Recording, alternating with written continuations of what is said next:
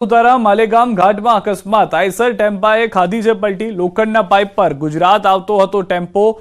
ગુજરાતના જે વિસ્તારો છે તેની અંદર લોખંડના પાઇપ ભરીને આવતો હતો ડ્રાઈવર અને ક્લીનરને પહોંચી છે ઈજા હાલના દ્રશ્યો આપ જોઈ રહ્યા છો આખો ટેમ્પો પલટી ખાઈ ગયો છે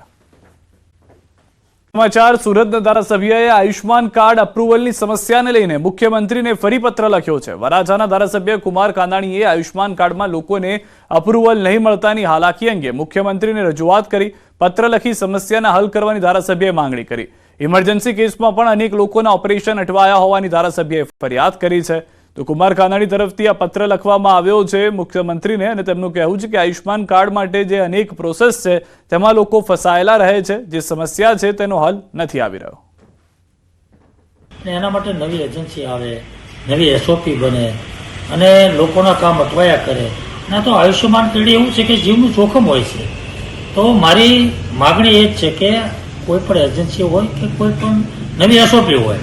પણ તાત્કાલિક એપ્રુવલ મળે એના પ્રયાસો સરકારે અને વિભાગે કરવા જોઈએ અને તાત્કાલિક લોકોને સારવાર મળવી જોઈએ નવનિર્માણ બાદ પ્રથમ વખત રાજ્યના વિધાનસભા અધ્યક્ષે બનાસકાંઠા જિલ્લાની મુલાકાત લીધી ત્યારે થરાદમાં તેમણે જંગી સભા પણ સંબોધી હતી થરાદમાં દિવાળી જેવો માહોલ જોવા મળ્યો ત્યારે ન્યૂઝ 18 શંકર ચૌધરી સાથે ખાસ વાતચીત કરી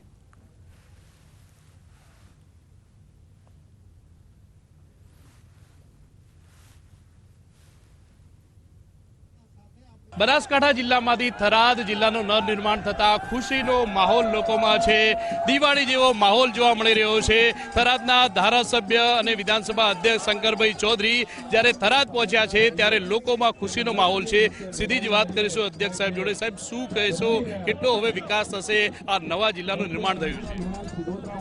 નર્મદાનું પાણી દેશના પ્રધાનમંત્રી મોદી સાહેબે સરહદી વિસ્તારમાં લાવી અને એક નવી ક્રાંતિ કરી લોકોના જીવનમાં બહુ મોટો બદલાવ આવ્યો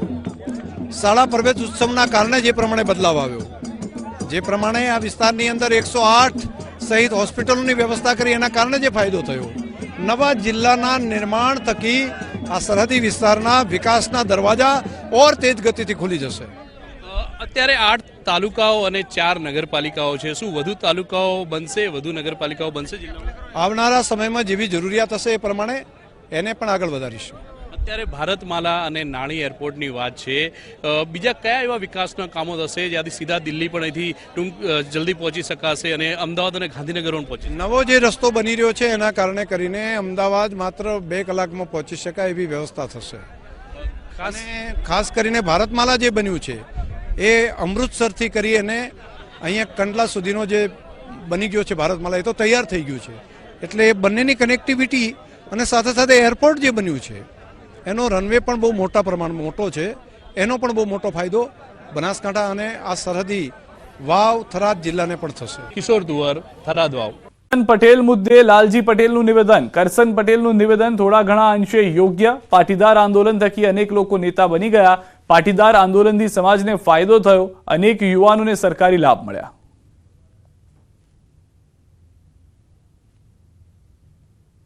થી ફાયદો થયો નથી અને ઘણા લોકો નેતા બની ગયા તો એ પણ હકીકત છે કે સમાજના આંદોલનકારી અમારા સાથી મિત્રો હતા એમાંથી મોટા ભાગના લોકો નેતાઓ પણ બની ગયા છે એટલે સમાજનો ક્યાંક વિશ્વાસ પણ તૂટ્યો છે અને કરશનભાઈએ જે વાત કરી કે ફાયદો નથી થયો તો સમાજના દીકરાઓને આ જે સરકારી લાભો મળે છે એનાથી ફાયદો પણ થયો છે એટલે બંને બાજુ છે કે ફાયદો પણ થયો છે અને સમાજના નેતાઓ બધા નેતાઓ પણ બની ગયા છે એટલે દાદાની વાત પણ સાચી છે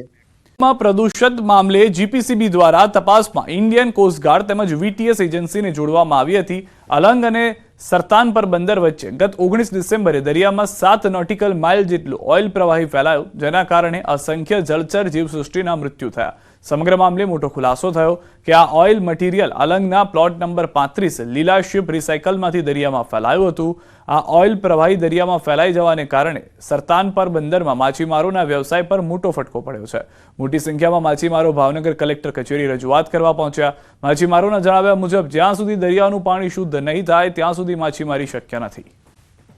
માંગરોળના માંડણ ગામે ધર્મ પરિવર્તનની આશંકાએ લોકોના ટોળા એકઠા થયા આદિવાસી સમાજના ટોળાએ રસ્તો જામ કરી વિરોધ નોંધાવ્યો દેવ બિરસા સેના અને ગ્રામજનોએ રસ્તા પર ભારે હંગામો મચાવ્યો. માંગરોળના માંડણ ગામે ખ્રિસ્તી ધર્મનો કાર્યક્રમ યોજાયો હતો. કાર્યક્રમને બંધ રાખવા માટે દેવ બિરસા સેના દ્વારા આવેદનપત્ર પણ અપાયું હતું. ધર્મ પરિવર્તન થતું હોવાના આક્ષેપ સાથે કાર્યક્રમના સ્થળે હોબાળો થયો. જંખવાવ પોલીસ પણ ઘટના સ્થળ પર પહોંચી હોબાળો થયો હોવાનો વિડીયો સોશિયલ મીડિયામાં વાયરલ થયો.